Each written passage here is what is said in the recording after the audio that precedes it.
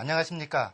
6급 배정 한자 풀이 네 번째 시간이죠. 한자는요, 이야기로 외울 때만 여러분에게 가장 오랫동안 남는 부호가 아닌 이야기거리일 겁니다.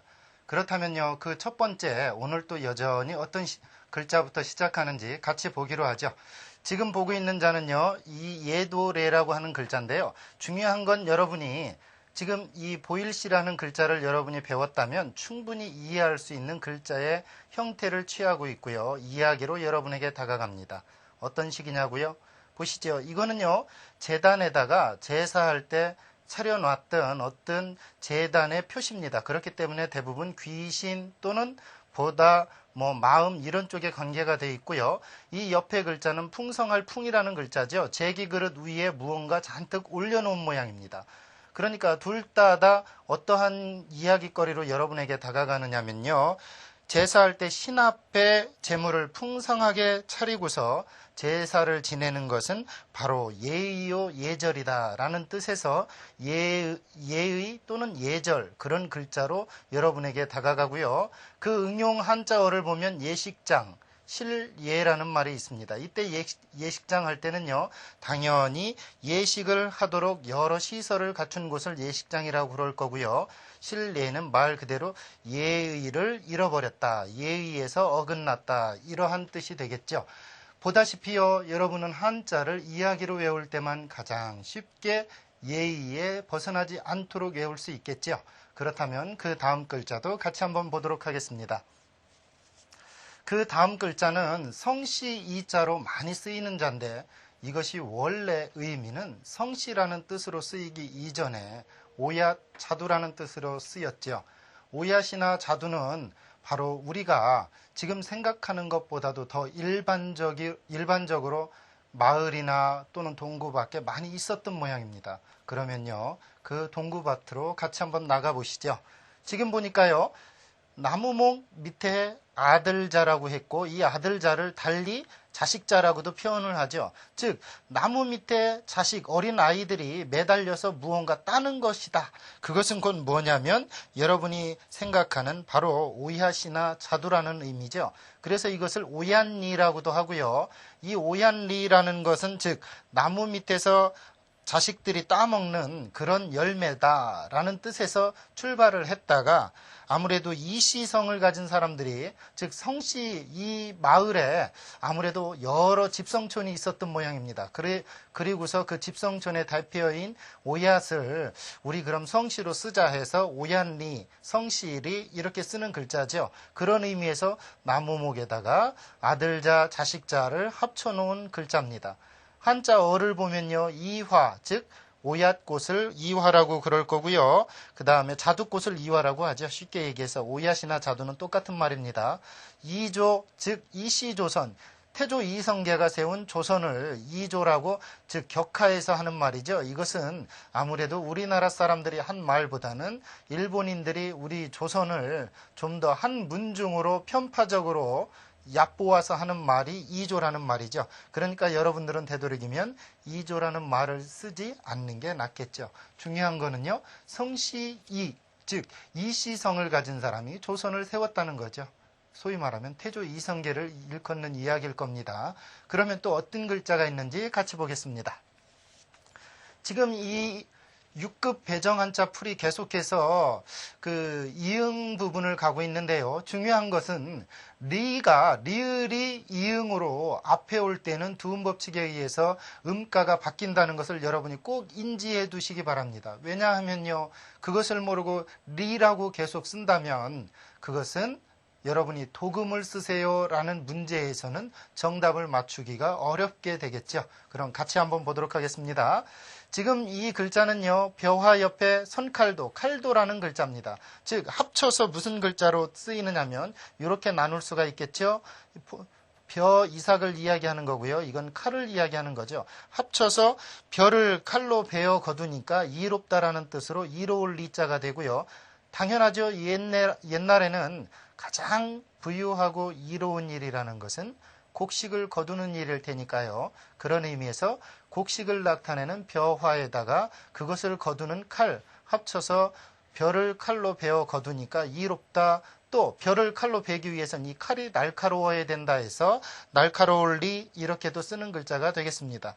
한자 어를 보면요. 편리, 즉 편하고 쉽다, 편하게 해서 이롭게 한다, 뭐 그런 뜻이 되겠죠.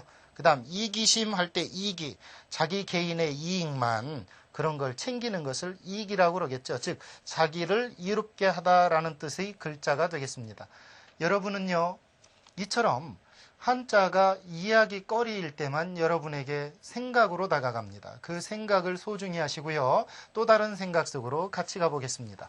지금 보니까요, 다스를 리라는 글자인데 이 어원을 더듬어 올라가 보면요, 임금왕이 아닌 구스록이라는 사실에 대해서 여러분이 꼭 인지하셔야 됩니다. 왜냐고요? 구스록변 임금왕이라고 해서 구스록이 변으로 쓰일 경우는 임금왕처럼 점을 떼고 쓰이죠. 어떻게 해요? 이처럼 쓰입니다. 같이 보시죠. 지금 보니까요, 이게 제가 말한 구스록변 임금왕입니다. 즉 이와 같다는 거죠. 구스록이 변으로 쓰일 때는 이처럼 점을 빼고 쓰이는 경우가 거의 다라는 거고요. 그 옆에 것은 마을리죠. 그럼 이것이 어떻게 이야기로 다가갈까요? 여러분 생각해 보십시오. 구슬이 표면에 나타난 어떤 무늬가 마치 마을의 어떤 경지 정리를 잘 해놓은, 즉 마을의 어떤 경계선이 잘 다듬어져 있는 그런 것처럼 이치에 맞게 잘 다스려야 된다는 얘기죠. 그런 의미에서 다스릴리, 이치리 이렇게 된 글자입니다. 예나 지금이나요, 구슬을 잘 다스리는 세공장이라면 구슬의 표면에 있는 무늬를 마을의 어떠한 아름다운 풍경처럼 이치에 맞게 잘 다스리는 사람일 겁니다. 억지로 무늬를 없애거나 그곳에 있는 흠집을 지우려 한다면 그 옥은 점점 작아지겠죠. 여러분의 단점도요, 때로는 장점이 될 수 있습니다. 어떻게 해요? 이런 응용 단어처럼 보시죠. 응용 단어를 보니까요, 한자어에는 도리라는 게 있습니다. 즉 무슨 이야기입니까? 도리는 사람이 마땅히 행하여야 할 바른 이치죠. 길에 맞는 이치, 도리입니다. 즉 아까 말했던 여러분의 어떤 단점도 도리에 맞게 잘 여러분들이 개발한다면요, 충분한 여러분들의 장점이 될 수 있겠죠. 그 다음 한자를 보니까요, 이유라는 것은 글자인데 이때 이 다스릴 리가 앞에 오면 이응으로 바뀌어서 이유 이렇게 되겠죠. 이유의 유는 말미암을 유자입니다. 바로 이번 시간에 계속해서 여러분에게 강의할 그런 글자입니다. 중요한 건 이유라는 건 여러분에게 까닭이라는 뜻의 한자어겠죠. 이유를 대지 마라 하는 것은 까닭을 대지 마라, 소위 말하면 너의 어떠한 핑계를 대지 말라는 뜻으로 많이 쓰이는 말이죠. 여러분들 꼭 기억해 두시기 바랍니다. 그 다음 글자를 보니까 여러분에게 옛날 당시의 상황으로 고스란히 옮겨갈 수 있는 글자입니다. 어떻게 해요? 해와 달이라는 것은 빛을 내는 가장 기본적인 당시 사람들의 인식이었을 겁니다. 왜요? 에너지라는 어떤 불을 낼 수 있는 요소가 없었던 당시에는 자연에서 가장 밝은 것 하면 아무래도 해와 달이었을 거고요. 그 다음에는 반딧불이었겠죠. 그래서 이런 글자를 만듭니다. 해와 달을 합치고서 밝을명이라는 글자죠. 원래는요, 이 앞에 해일자가 아니었습니다. 무슨 말이냐면 창문이었죠. 이 창문을 나타냈던 글자죠. 저녁에 누워서 창문에 보이는 달이 굉장히 밝았다, 그런 의미에서 밝을명이었습니다. 당시에 당연히 전등불이 없었던 당시에는 창문 틈으로 보이는 달이야말로 가장 밝다라는 것을 표현할 수 있는 그런 어떤 생각이었을 겁니다. 그러다가 그것이 해일로 바뀌면서 해와 달이라는 밝은 것들을 합치면 더 밝지 않겠는가 해서 밝을명이라는 글자를 이처럼 만들고요. 한자어를 보니까 광명이라 하면 밝은 빛을 광명이라고 그러고요. 그 다음 명일 그러면 밝은 날이란 뜻이 아니고 아직은 밝지 않았지만 밝아올 날, 즉 내일이라는 뜻으로 가장 시험에도 잘 나는 말이죠. 명일 그러면 밝은 날이 아니고 내일이라는 뜻입니다. 여러분들이요, 이처럼 한자는 미래를 예측하기에 해와 달을 합쳐서 여러분에게 다가가는 경우도 있습니다. 자연은 가장 글자를 만들기에 적합했던 당시에 눈에 보이는 현상들이었으니까요. 그러면은요, 또 어떤 글자를 옛날 분들이 어떤 식으로 만들었는지 같이 보시죠. 이 글자는요, 말 그대로 상형의 가장 표면을 보여주는 겁니다. 대표적인 양식이죠. 어떤 식으로요? 이처럼요. 즉 눈의 모양입니다. 눈동자죠. 물론 제 눈은 이처럼 크지를 않기 때문에 눈목을 쓰라고 하면 전 좀 더 빼빼 마르게 쓰겠죠. 하지만 중요한 거는요. 눈동자의 모양을 이렇게 변천하면서 이렇게 바꾸어서 사람이 알아볼 수 있는, 즉 어떤 사물의 모양을 본떠서 점점 변화시켜서 현재 쓰이는 글자의 과정으로 변천해오는 것, 이것이 상형문자의 가장 기본적인 거고요. 그 대표적인 것이 눈목이라 할 수 있겠죠. 이 눈목은 말 그대로 눈의 형태를 본딴 글자입니다. 그런 의미에서 보면요, 이 제목이라는 것도요, 제목제의 눈목이죠. 즉 글이나 책 또는 그림, 어떤 노래 따위에 저 표면에 나타난 이름을 제목이라고 그럴 거고요. 이 면목이 없다 그럴 때 쓰는 이 난면자, 즉 얼굴 낮자죠. 낮짝입니다. 이때 이것은 대낮할 때 낮이 아니고 치읓이 들어가는 난면. 그래 놓고서 눈목, 면목이라고 그러면 얼굴의 생김새란 뜻도 있고요. 또 남을 대하는 체면이라는 뜻도 있죠. 중요한 거는요, 둘 다 약간씩 뜻이 바뀔 때도 있다는 겁니다. 무슨 이야기냐면요, 한자가 가장 여러분에게 다가갈 때 예전에 만들어졌을 당시의 어떤 어원보다는 내려오면서 약간씩 바뀌는 말이 있죠. 쉽게 얘기해서 적당이라는 말이요. 예전에는 그것은 가장 합당한데 맞는다라는 뜻으로 가장 정확한 것을 적당이라고 그랬습니다. 그러나 지금은요, 대충이란 뜻으로 많이 의미가 바뀌죠. 저 면목도요, 처음에는 얼굴의 생김새를 면목이라고 그랬다가 지금은요, 남을 대하는 체면 정도로 이렇게 뜻이 약간 확장되어서 쓰이는 것도 있죠. 이처럼 한자는요, 때로는 약간 변천의 과정을 통해서 어원을 확장시키는 경우가 있습니다. 예를 들면요, 수족이라는 말, 손과 발이라는 뜻도 있지만요, 중요한 건 자기 마음대로 부릴 수 있는 사람을 수족이라고 그러죠. 이처럼요, 한자는 때로는 어원을 통해서 또는 결합을 통해서 조금씩 그 뜻을, 의미를 확장하기도 한다는 겁니다. 시험 문제는요, 때로는 이런 것들이 나오겠죠. 다음 글자를 보겠습니다. 들을 문자죠. 이 들을 문자는요, 중요한 게 있습니다. 문문을 가지고 있으면서 그 안에 어떤 것과 결합하느냐에 따라서 때로는 묻다, 듣다, 또는 한가롭다, 또는 사이다, 이런 뜻이 있습니다. 그러면 같이 가보겠습니다. 지금 이것은요, 문문에다가 귀가 붙어서 들을 문이라는 글자입니다. 중요한 건 이처럼 문에다가 귀를 대고 남의 이야기를 듣는다는 얘기죠. 그렇기 때문에요, 문이라는 음가를 가진 것은 부수가 아니고요, 뜻에 해당하는 부분이 부수입니다. 이 글자의 부수는 귀가 되겠죠. 그 한자어를 보면 소문, 즉 듣는 바 또는 어떤 여러 사람 입을 통해서 오르내려져서 전해져 내려오는 말을 소문이라고 그러고요. 신문은 새로운 사실이나 사건을 알려주기 위해서 정기적으로 발행하는 인쇄물을 신문이라고 그러죠. 소위 말하면 새로이 들려주는 이야기거리가 있는 정기적 간행물, 이쯤 되는 게 신문일 겁니다. 중요한 거는요, 결합하면서 그 새롭게 들려주다, 새롭게 들리다라는 뜻으로만 쓰이는 게 아니고 지금은 신문 그러면 정기적 간행물까지 의미가 쓰인다는 거죠.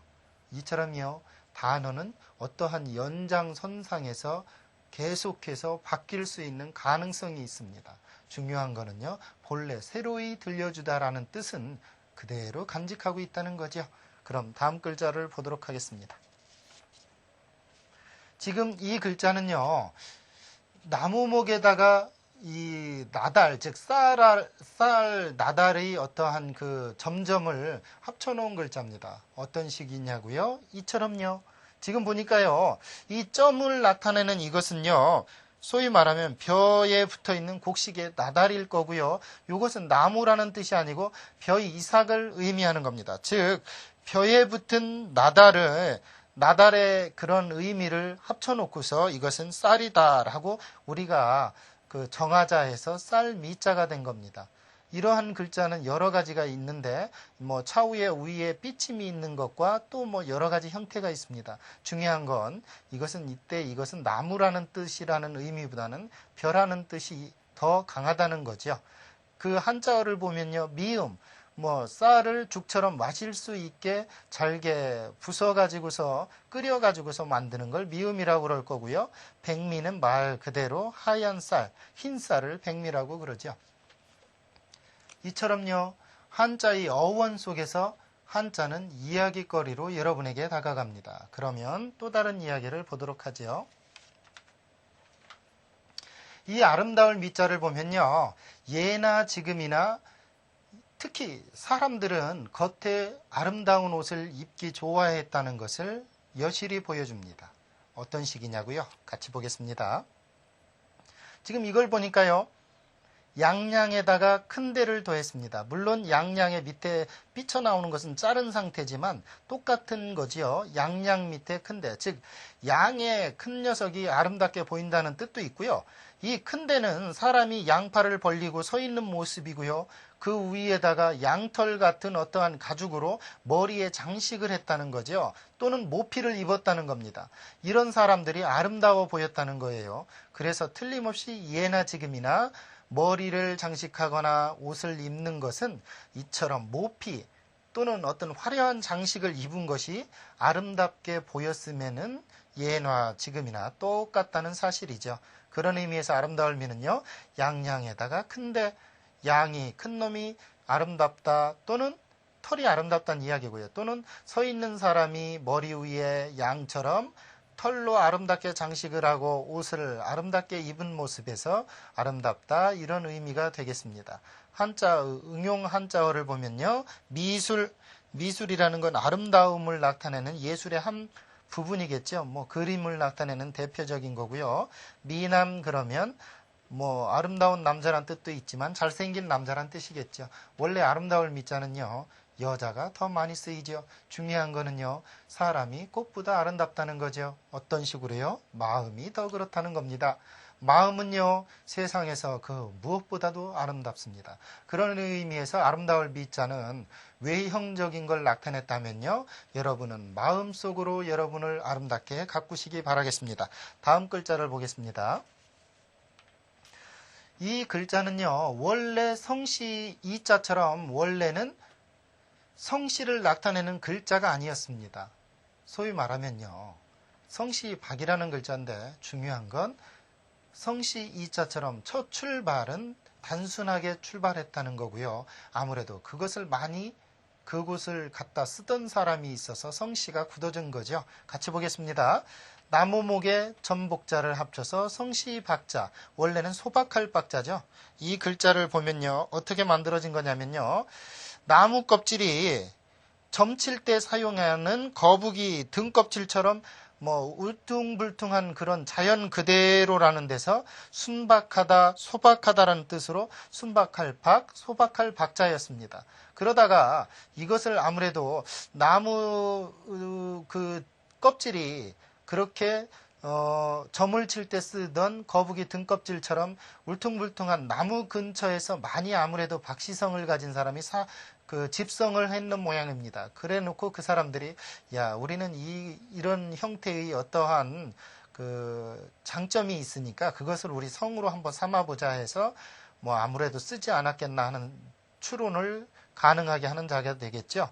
한자어를 보면요, 질박하다, 한마디로 말해서 별스럽게 꾸민 티가 없이 순수하다라는 뜻이고요. 순박하다, 보면은요, 순박할 순자에다가 말 그대로 소박할 박, 순박할 박이니까 합쳐서 꾸밈이 없고 뭐 소박하다 또는 소탈하다 뭐 그런 뜻으로 순박이라는 말을 쓰일 수 있겠죠.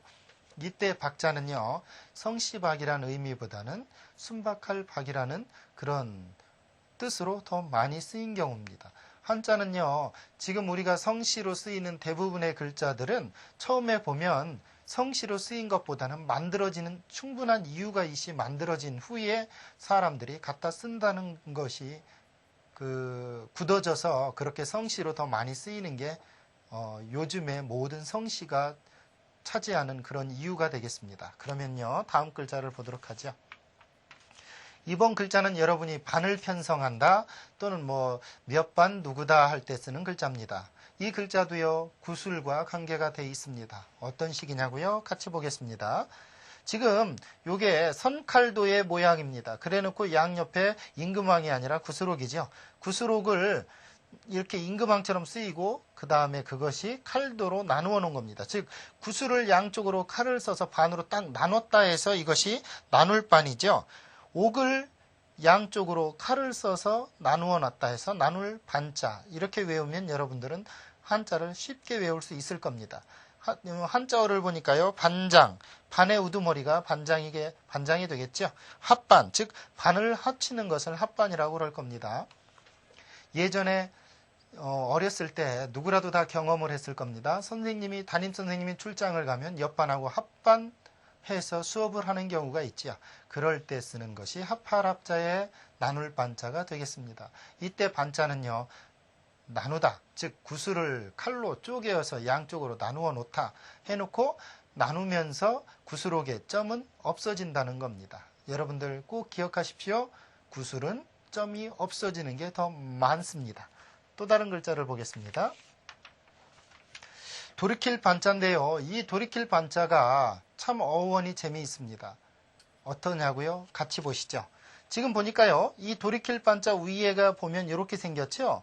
이것은 무엇을 덮어놓은 겁니다. 소위 말하면 이런 것은 어떤 물건을 덮어놓는 건데요.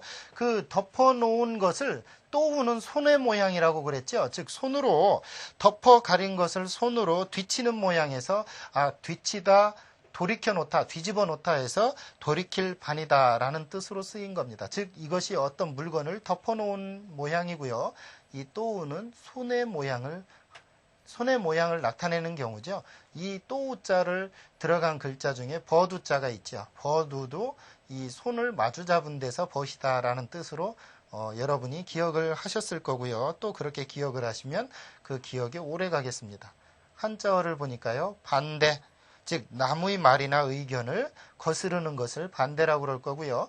반공이라는 것은 공산주의를 반대한다, 거스른다 이런 뜻으로 예전에 60년대 많이 쓰였던 말입니다. 이때 쓰이는 공자는요, 원래는 무슨 공자입니까? 함께 공자죠. 공산당은요, 원래 모든 물건의 소유를 함께 한다는 뜻으로 출발을 했습니다. 출발은 좋았지요. 그러나 그곳에는요, 개인의 노력을 상실케 하는 무서운 어떠한 나약함이 숨어 있죠. 게으름이 숨어 있습니다. 그것이 공산주의의 단점이 될 겁니다. 중요한 거는 지금은 한문 시간이고요. 이 한문 시간에 한문을 많이 알게 되면은요, 소위 말하면 한자를 많이 알게 되면요, 여러분이 수많은 단어를 쉽게 풀이하고 인식할 수 있다는 겁니다. 그 인식에 또 다른 속으로 같이 가보겠습니다. 나눌 반자가 있었다면 이번에는 반반자입니다. 즉 절반반이란 얘기죠. 어떻게 만들어졌냐고요? 좀 잔인하게 만들어졌습니다. 같이 보시죠. 원래요, 이 안에 나타냈던 이렇게 생긴 거는요, 소우였습니다. 이 소우가 이렇게 바뀌었고요. 이 8판은 여러분 기억하시죠? 나눌팔입니다. 손을 양쪽으로 나누다 해서 나눌팔이죠.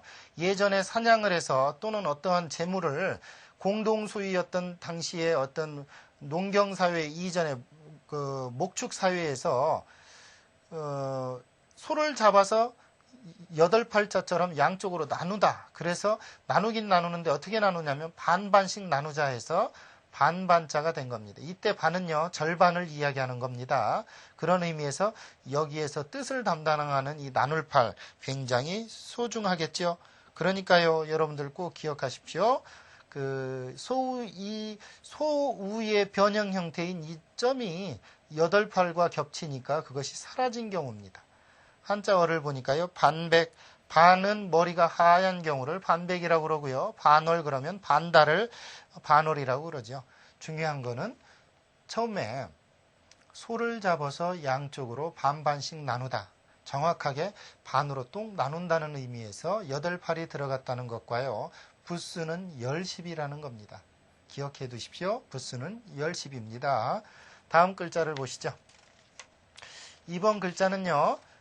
여러분들이 언뜻 보기에 이게 무슨 글자일까 하고 고민에 빠질 만큼 복잡한 글자입니다. 그러나 이것을요, 분해해 보면 그렇게 어려운 글자가 아닙니다.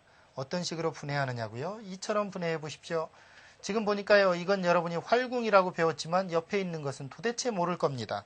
그쵸? 모를 수밖에 없습니다. 이건 원래는 중요한 것은요, 짓밟다라는 뜻을 가진 글자인데 자세히 보니까 이거는 갈발자죠. 무언가 이쪽 발 저쪽 발에서 걸어간다 해서 갈발이고요.